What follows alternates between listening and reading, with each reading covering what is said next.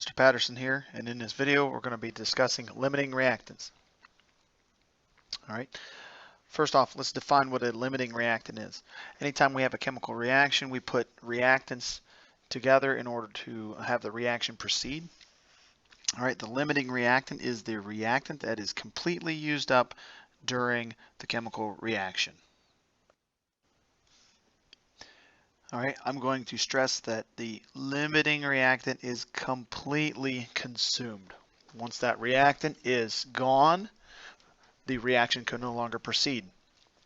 So if we have a limiting reactant that is completely consumed, we can have an excess reactant, and that is the reactant that is not completely used up during a chemical reaction.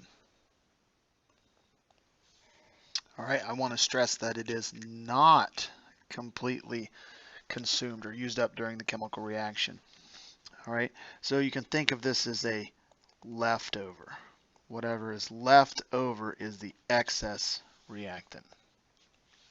All right, so let's take a look at how this works in a chemical reaction. So we're going to model a reaction here. All right, so we've got the reaction up at the top of the page where two hydrogen molecules react with one oxygen molecule to make 2 molecules of water. That is the completely balanced chemical reaction. Remember, that tells us the ratio of hydrogen to oxygen to water that goes into and comes out of the reaction. All right, so if we were going to model this, let's look at before the reaction. Let's put in 2 hydrogen molecules. So there's 1. There's 2, and into the container here, the box before the reaction, we're going to put 1 oxygen molecule. All right, so when we look at the reaction, it tells us, the balanced chemical reaction tells us that we should produce 2 water molecules. Okay, so now we still have to abide by the conservation of mass. So if I count everything that's in this box on the left before the reaction and everything that's in the other box on the right after the reaction, we should have the same amount of materials. That is always true. All right, so hydrogens I've got 4 here, oxygens 2 on the other side, 1, 2, 3, 4 hydrogens and 1, 2 oxygens. Everything balances. That will always be true. But if you notice, the ratio of hydrogen to oxygen to water matches that of the balanced chemical reaction. So what happens if we change this ratio? What happens if we add some extra material in there? All right, let's take a look at that scenario. All right, so this time, let's say we put a bunch of hydrogen in here. Okay, so we put 1, 2, 3, 4 molecules of hydrogen in, and let's only put 2 molecules of oxygen in here. No, let's do just 1 there.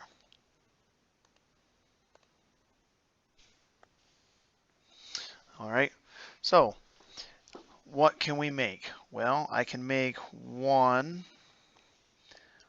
2 molecules of water, because that's all the oxygen that I have. I can only make 2 molecules of water, but I still have to account for all of the atoms in either side. Okay, so I'm going to have excess hydrogen.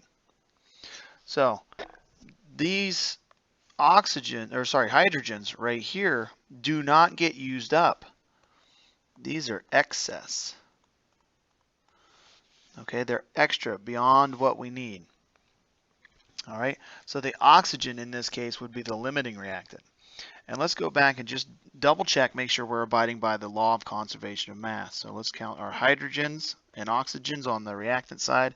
I've got 1, 2, 3, 4, 5, 6, 7, 8 hydrogens and 2 oxygens. I better have the same thing on the other side. I've got 1, 2, 3, 4, 5, 6, 7, 8 hydrogens and 2 oxygens. So the conservation of mass still applies. I can't make things disappear. It's just that I have extra hydrogen that is not used up in the reaction. It is the excess reactant, and the one that is totally used up limits the reaction. When it runs out, the reaction can no longer proceed, and that would be the oxygen in this case. Let's take a look at some other examples here. All right, I've got a PHET simulation here, reactants, products, and leftovers. You'll get to experiment with this later on in one of your assignments. All right, so we're gonna make an analogy between sandwiches and chemical reactions here. All right, so let's imagine that we're making sandwiches. Our equation for a sandwich is up at the top of the screen here. It takes 2 pieces of bread plus 1 piece of cheese to make a cheese sandwich. All right, so if I put in 2 pieces of bread into my reaction and 1 piece of cheese, I can make 1 sandwich. All right, if I change the amounts of the bread or cheese, that's going to change how much product I can make or how much material is left over. If I add another piece of bread, I don't have enough to make another sandwich. It's just an extra piece of bread. Same thing with adding 1 piece of cheese. It's just an extra piece of cheese. Not until I add another slice of bread will I be able to produce another sandwich. Now I have all the components that I can put together to make a complete sandwich. It doesn't matter how much cheese I add. I can keep adding these. It's just excess cheese. I must supply enough bread in order to make the sandwiches. So in this case, I have leftover cheese. It is the excess reactant, and the bread is completely consumed. It is the limiting reactant. Now, if I change my recipe for my sandwich, now I have 2 pieces of bread, 1 piece of meat, and 1 piece of cheese to make a sandwich. If I put in 2 pieces of bread, a piece of meat, and a piece of cheese, I can make 1 complete sandwich. If I just add 1 piece of bread, it's an excess reactant. It's left over. I don't have enough to make a complete sandwich. Same thing with adding 1 piece of meat and 1 piece of cheese. I have a piece of bread, meat, and cheese left over as excess reactants. Not until I add that next piece of bread will I be able to complete another set that we put together as a sandwich. All right, so let's look at molecules. Let's make some water. All right, if I put 1 hydrogen and 1 oxygen molecule together, I can't make any water because the ratio between hydrogen, oxygen, and water, according to the balanced equation above, is 2 to 1 to 2. I have to have 2 hydrogen molecules, 1 oxygen molecule to make 2 water molecules. So I have to add more hydrogen. Once I do that, I can produce the water. Any excess, any extra hydrogen that I add is just excess. It is left over. So the excess reactant in this case is hydrogen. I have too much of it. It doesn't react. It's excess left over at the end of the reaction. And the limiting reactant is the oxygen. It is completely consumed. The reaction stops when I run out of that material. Now, could I add some more oxygen in order to get those excess hydrogens to react? Absolutely. Add 1 more oxygen. I can make a bunch of water. I can add excess oxygen, but once again, I don't have enough hydrogen. In this case, the oxygen is the excess reactant and the hydrogen is a limiting reactant. Okay. Later on in the game here for your assignment, what you're going to do is you're going to go to each one of these levels and you're going to complete them like we've done before, but it's going to ask you for different things. All right. For example, they give you the products and the leftovers. Okay, now if we think about this, we can approach this 2 different ways.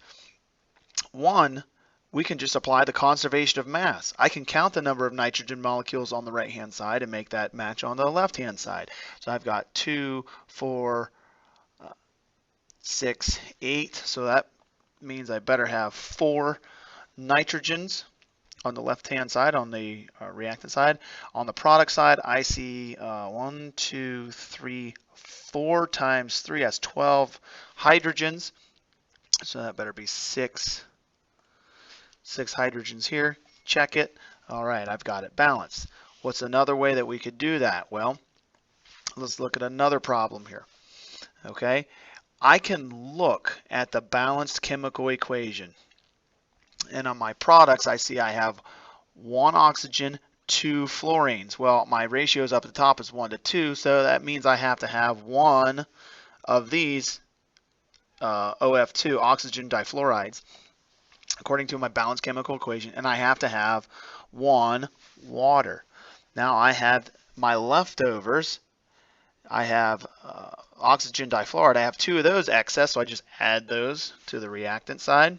And I have 0 extra waters, so I would add that to the reactant side. And it's not necessary in this case. I check it, and I should be balanced. All right, so the game has three different levels. Okay, and you won't have to get 5 stars on all 3 levels.